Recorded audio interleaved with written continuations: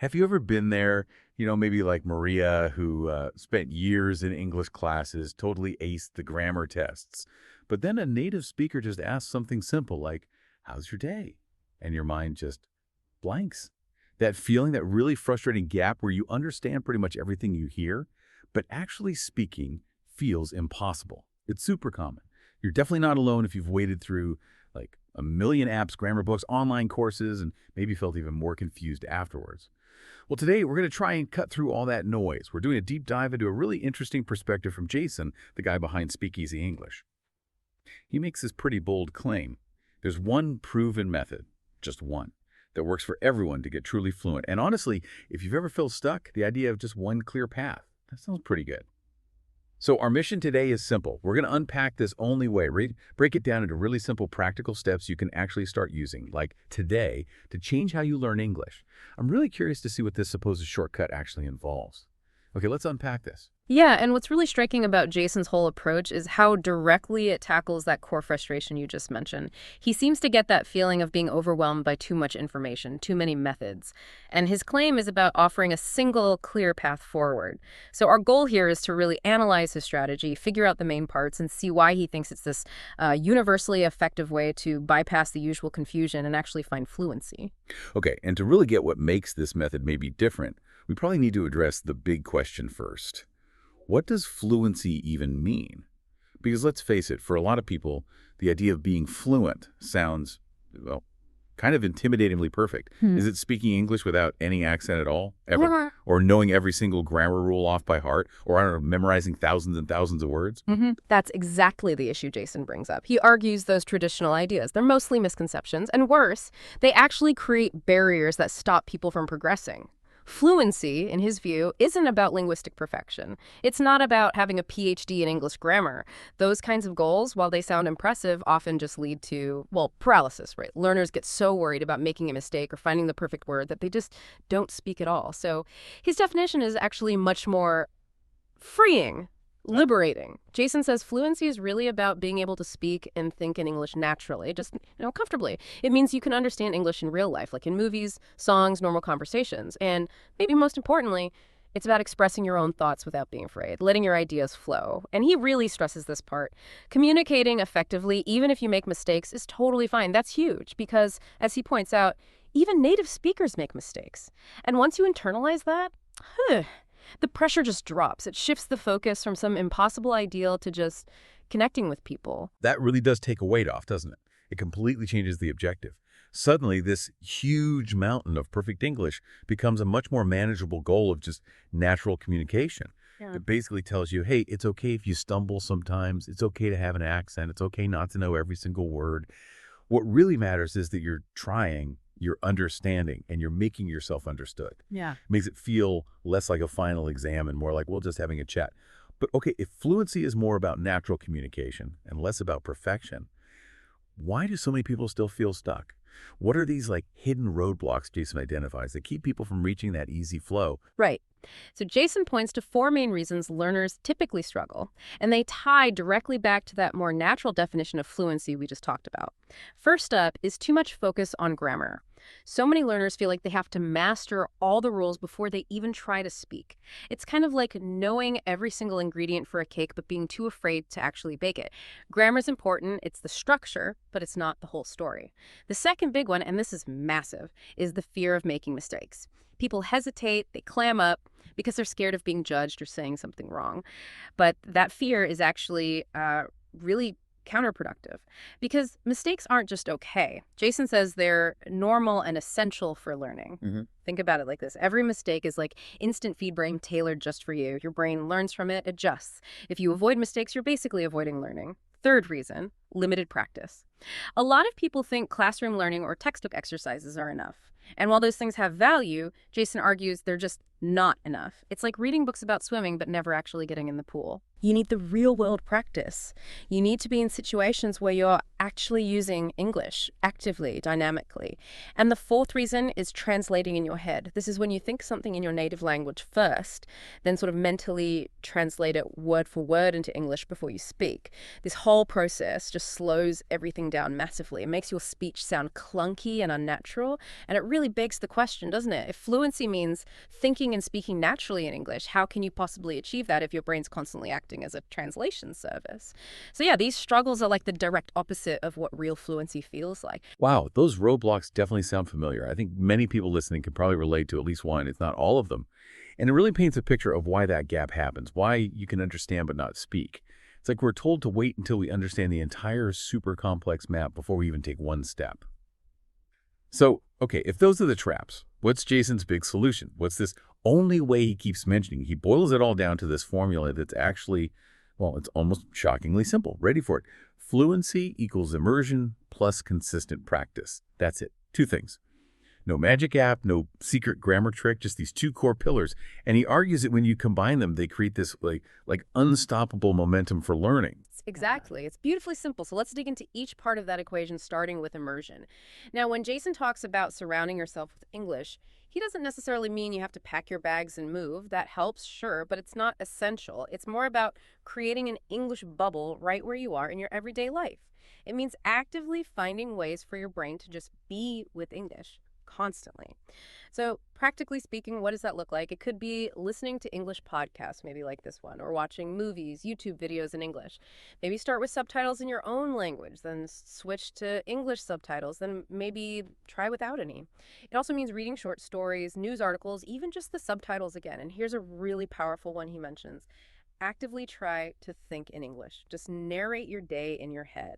The basic idea behind all this is simple. The more your brain hears and sees English naturally in different situations, the faster it learns. It's almost like absorbing it, like a kid does, because it's just. I like that idea of immersion being more about making English your companion rather than this separate study time block. That feels more doable. But immersion isn't the whole formula, right? Jason pairs it with that second crucial piece, consistent practice. And that word consistent can sometimes feel like another pressure point. Like, oh, great, I don't have hours to practice every single day. So what does consistent actually mean in this method? How much practice is really enough, according to Jason? Yeah, and this is where his advice gets really encouraging, I think, especially if you're busy. He really stresses that you don't need huge blocks of time. His main point is even 10-15 minutes a day is enough if you do it every day. The magic isn't in these long, intense study sessions that often just lead to burnout anyway. It's in the daily repetition, doing it consistently, even for a short time. That daily exposure helps your brain actually process and store the new information much better over the long run. It's all about building a habit you can stick with. And what kind of practice are we talking about? It includes actively speaking every day, even if it's just talking to yourself, describing what you're doing, what you see. It means making an effort to listen to natural English daily, different voices, different speeds. It also means reading and writing regularly. Even short bits help reinforce words and structures. And again, it comes back to thinking in English. The big takeaway here is really a call to action. Don't wait. Don't wait for the perfect moment or until you know enough. Start now, because those small, consistent steps you take every single day. That's what adds up to real, significant progress. It's about showing up for yourself daily. Okay, so the formula is clear. Immersion plus consistent practice. That sounds powerful. Now, for everyone listening, let's make this super practical. What does this actually look like day to day? How do we weave these ideas into our busy schedules? What are the step-by-step actions Jason recommends to build that fluency? Okay, so Jason lays out 5 really clear, actionable steps you can start using right away. Step 1. Start thinking in English. This is fundamental. It's about consciously stopping that habit of translating in your head.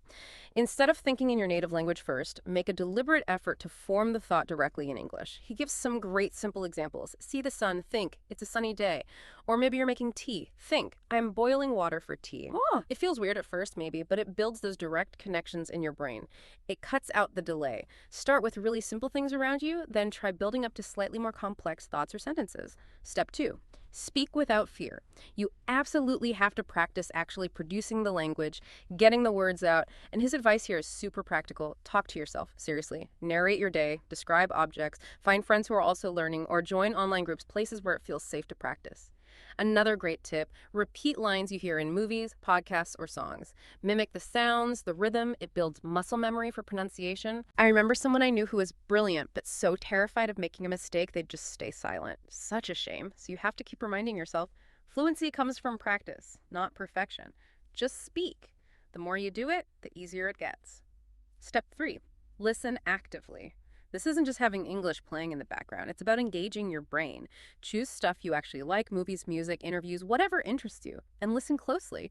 Try to repeat phrases or sentences you hear. Pay attention to the intonation, the rhythm, how people use common phrases naturally. This helps you absorb the real sound and flow of English, not just words on a page. Step 4, read and write. These skills really support your speaking and listening. They reinforce everything.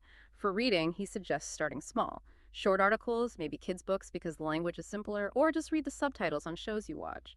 For writing, try keeping a simple daily journal. Write about your day, your thoughts, maybe a short opinion piece.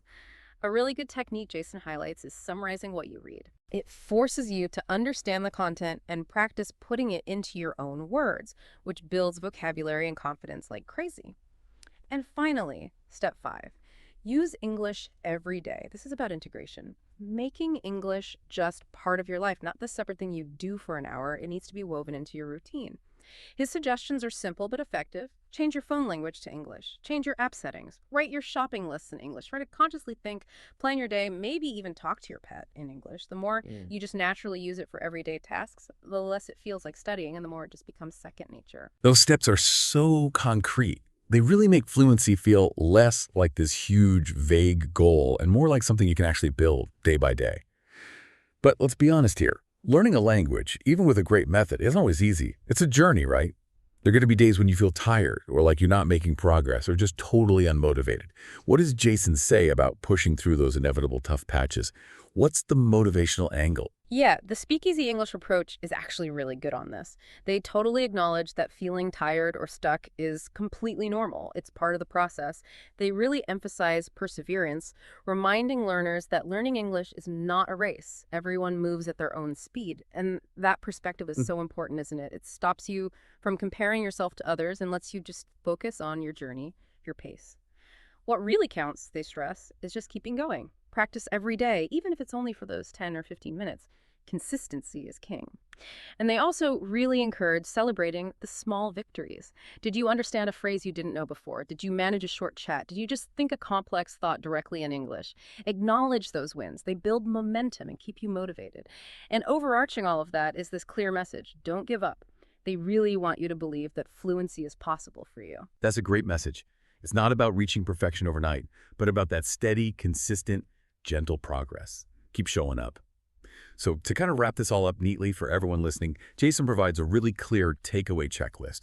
Think of this as your quick guide, your reminder of the core principles to keep you on track. Okay, here it is. First, make the effort to think in English. Second, speak without fear. Don't let mistakes stop you. Third, listen actively to the language around you. Fourth, read and write daily, even just a little. Fifth, really try to make English part of your everyday routine. Integrate it. And finally, maybe the most crucial ones, stay consistent and be patient with yourself. Wow, what a deep dive. This method from Speakeasy English really does seem to cut through a lot of the usual complexity, doesn't it? It makes it so clear that fluency isn't some mythical state of perfection. It's about feeling confident, communicating naturally. And with that simple formula immersion plus consistent practice broken down into those 5 clear steps, you genuinely have a method you can start using right now. So maybe take that first tiny step today. Just one step, maybe one sentence thought in English. Keep doing that. One step at a time, one sentence at a time. And the idea is, eventually, you too will be speaking English more effortlessly. Now, here's just a little something to think about as you go on with your day. If embracing this mindset, this immersion plus consistent practice idea can unlock your ability to speak English, how might applying that same core approach, not just to language, but to any new skill you want to learn, maybe unlock a whole new capacity for growth in other parts of your life too? Something to ponder.